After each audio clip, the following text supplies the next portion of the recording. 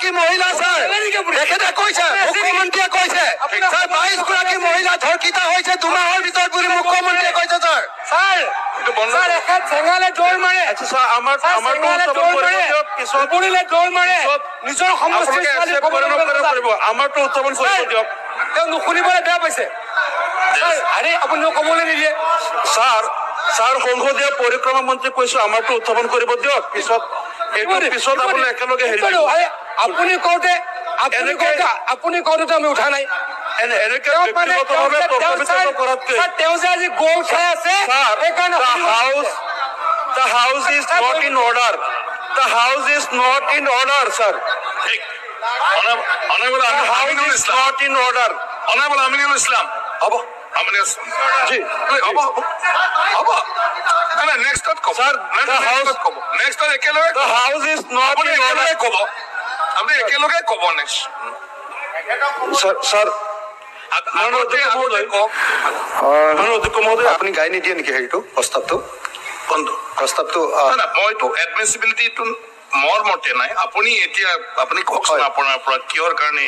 সেইটো আপুনি একদম সভা স্থগিত ৰাখি পালে হয় আলোচনা কৰাৰ প্ৰয়োজন বুলি আপুনি যিটো ক'ব আপুনি ক'বই মই কলিও সেইকাৰণে আপুনি কোৱাৰ পিছত মই ডিচিছনটো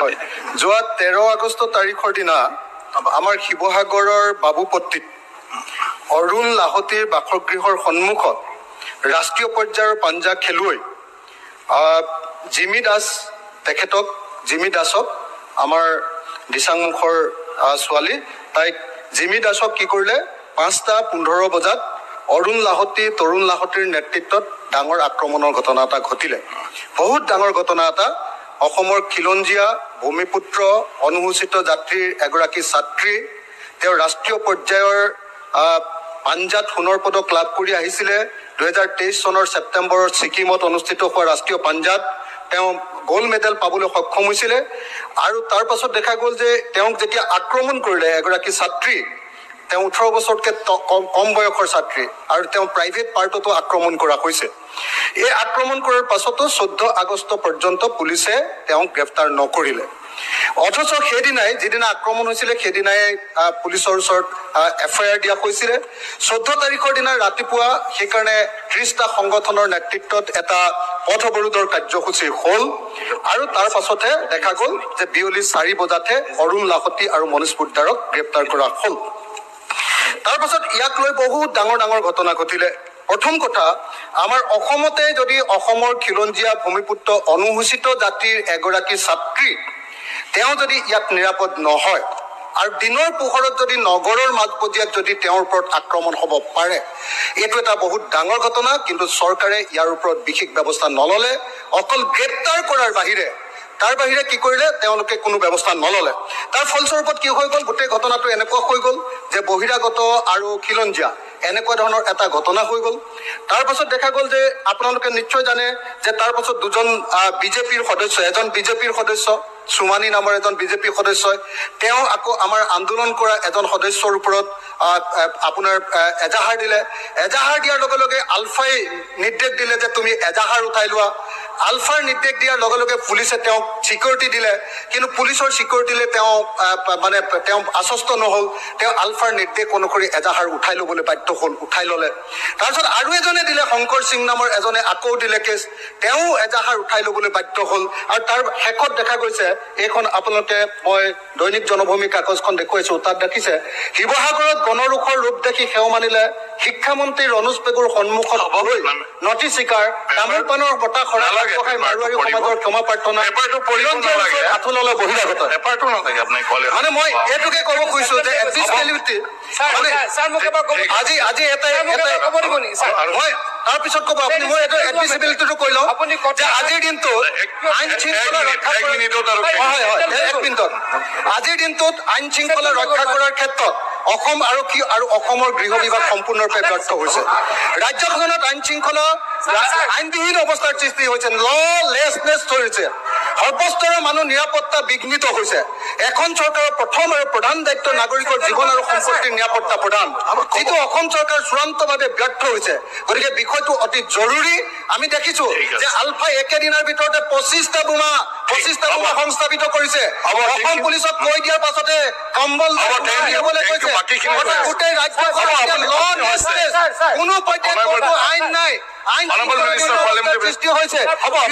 সম্পূৰ্ণৰূপে ব্যৰ্থ আপুনি ৰাখিলে অখিল গগৈ ডাঙৰীয়া হ'ব কৰাৰ ক্ষেত্ৰত সম্পূৰ্ণৰূপে হ'ব প্লিজ মই কৈ আছো আৰু আজিৰ দিনটো মই কৈ আছো এটা মাত্ৰ বাক্য আছে। হ'ব, হৈছে। আজিৰ দিনটোত অসমৰ 30টা সংগঠনে দাবী কৰিছে যে অসমৰ খিলঞ্জীয়াৰ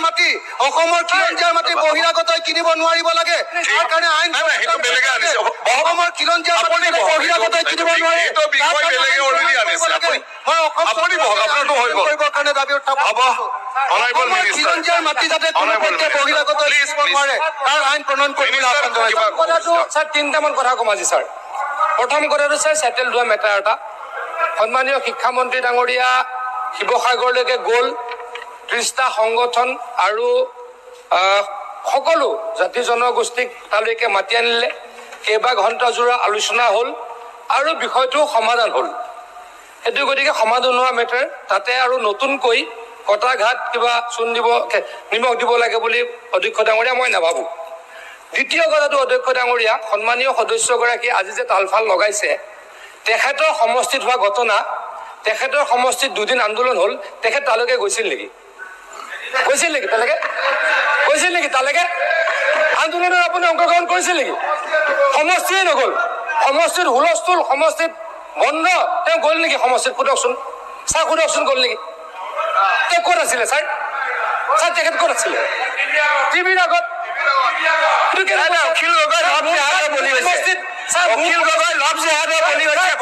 মোৰ সমষ্টিত কিবা হ'লে মই দৌৰি যাম ছাৰ মই দৃঢ়তাৰে কম প্ৰত্যেকজন সমষ্টিৰ বিধায়কে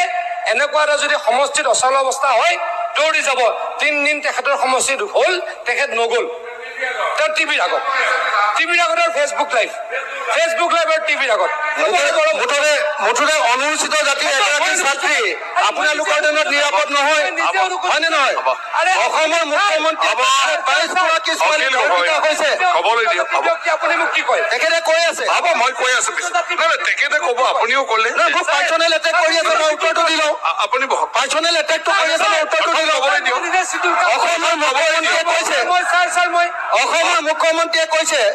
যোৱা 2 মাহত 10গৰাকী অসমীয়া গাভৰু ধৰ্ষিত হৈছে আৰু বেলেগ ধৰণে খবৰলৈ দিয়ক আইন শৃংখলা সম্পূৰ্ণৰূপে ব্যৰ্থ হৈছে অখিল গগৈ আপুনি আপোনাৰ কথা ক'লে ব্যৰ্থ হৈছে আপুনি আপোনাৰ কথা ক'লে নাই, আপোনাৰ কথা ৰাখিলে আপুনি বহকচোন গৃহ বিভাগটো আপুনি বহকচোন গৃহমন্ত্ৰীয়ে ছাৰ পদত্যাগ প্লিজ আপুনি বহক গৃহমন্ত্ৰীয়ে পদত্যাগ কৰিব আপুনি বহক তেওঁ ৰেছপন্ড দি আছে গৃহমন্ত্ৰীয়ে পদত্যাগ কৰিব লাগে ছাৰ মই পিছত কৈ আছো আপুনি বহক পদত্যাগ কৰিব লাগে নে নাই? আপুনি বহক ছাৰ বোমা ওলাইছে 25টা বোমা ওলাইছে ছাৰ আপুনি বহক 22গৰাকী ছোৱালী ধৰ্ষিত হৈছে বুলি মুখ্যমন্ত্ৰীয়ে কৈছে ছাৰ 22গৰাকী ছোৱালী ধৰ্ষিত হৈছে বুলি কৈছে ছাৰ আপুনি বহক মাহৰ ভিতৰত 22গৰাকী ছোৱালী ধৰ্ষিত হৈছে বুলি আপুনি বহক কৈছে ছাৰ অন্য মুখ্যমন্ত্ৰীয়ে অন্য সদস্য সন্মানীয় সদস্যসকলৰো আছে বিষয়টো অসমত এইটো আপুনি বহক আপুনি বহকচোন 22গৰাকী ছোৱালী ধৰ্ষিত নাই, আপোনাৰ কথাটো বুজি পালো আপুনি বহকচোন 22গৰাকী ছোৱালী ছাৰ দুমাহৰ আপুনি বহকচোন এতিয়া অসমত ধৰ্ষিত হৈছে বুলি আপুনি বহকচোন মুখ্যমন্ত্ৰীয়ে কৈছে ছাৰ গৃহমন্ত্ৰীয়ে পদত্যাগ কৰিব লাগে নে নাই ছাৰ মই একেবাৰতে কৈ আছো এতিয়া হাফিজ অনাবল হাফিজ ৰচিদ ডাঙৰীয়া আপোনালোকৰ পৰা আপুনি ক'ব আমিনুল ইছলাম ডাঙৰীয়া ছাৰ তেখেতে সেই ছোৱালীজনী ঘৰত গৈ খবৰ ল'লে নেকি এক মিনিট ছাৰ এই মুহূৰ্তলৈকে এসপ্তাহ হ'ল আমিনুল ছোৱালী ছাৰ খবৰ ল'লে নেকি ছাৰ খবৰ নালাগে ছাৰ 22গৰাকী মহিলা ছাৰ তেখেতে কৈছে মুখ্যমন্ত্ৰীয়ে কৈছে ছাৰ 22গৰাকী মহিলা ধৰ্ষিত হৈছে দুমাহৰ ভিতৰত বুলি মুখ্যমন্ত্ৰীয়ে কৈছে ছাৰ ছাৰ এখেত চেঙালে দৌৰ মাৰে দৌৰ মাৰে নিজৰ সমষ্টিৰ ছোৱালী খবৰ আমাৰতো উত্থাপন কৰিব দিয়ক তেওঁ নুশুনিবলৈ বেয়া পাইছে আৰে আপুনি ক'বলৈ নিদিয়ে ছাৰ সংসদীয় পৰিক্ৰমা মন্ত্ৰী কৈছো আমাৰতো উত্থাপন কৰিব দিয়ক পিছত আপুনি একেলগে হেৰি আপুনি কওঁতে আমি উঠা নাই এনেকে ব্যক্তিগতভাৱে তৰ্ক-বিতৰ্ক কৰাতকৈ তেওঁ যে আজি গ'ল খাই আছে সেইকাৰণে The house is not in order. The house is not in order, sir. অনাবল The house Aminul is Islam not in order. অনাবল Aminul Islam হ'ব আমিনুল ইছলাম জি হ'ব নাই নেক্সটত ক'ব Sir, নাই, the next house- ত ক'ব নেক্সটত একেলগে The house is not আপুনি in order. একেলগে ক'ব আপুনি একেলগে ক'ব নেক্সট Sir, আগতে কওক ইফালে Mano, অধ্যক্ষ মহোদয়